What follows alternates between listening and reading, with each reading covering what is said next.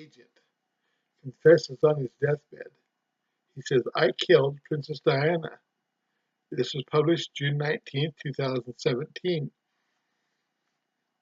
An 80-year-old retired MI5 agent, John Hopkins, has made a series of astonishing confessions since he was released from a hospital in London on Wednesday and told he has weeks to live. Hopkins claims to have been involved in 23 assassinations for the British Intelligence Agency between 1973 and 1999, including Princess Diana. Mr. Hopkins, who worked for the MI5 or M15, M15 for 38 years as operative, claims he was often used as a hitman by the agency to discreetly assassinate individuals considered a threat to the domestic security of the United Kingdom. Trained as both a mechanical engineer and a munitions expert, Mr. Hopkins claims he also has extensive experience of less conventional methods of inflicting death and destruction, including chemicals and poisons. The 80-year-old British man claims he was involved with MI, now this time it says MI instead of M1, MI assassinations between June 1973 and December 1999.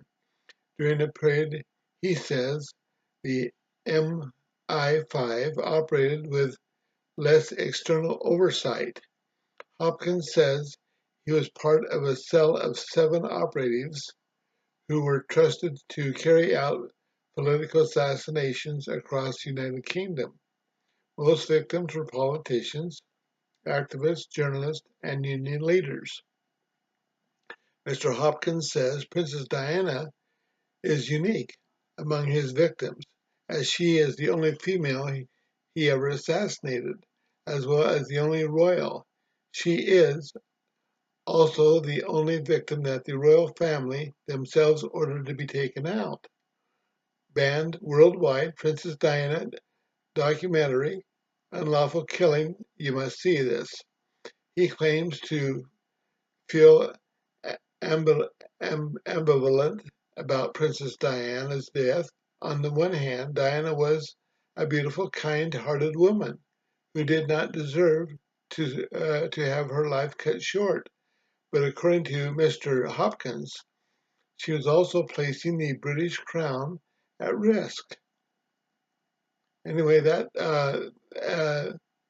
she knew too many royal secrets. She had a huge grudge. She was going to go public with all sorts of wild claims. My boss told me she had to die. He'd received orders directly from Prince Philip, and we had to make it look like an accident. I never killed a woman before, much less a princess, but I obeyed orders. I did it for queen and country. The next stage of the high-level conspiracy involved the media under the tight palace control, talking to each other to square their stories, make sure everybody was on the same page. It was a well-run operation.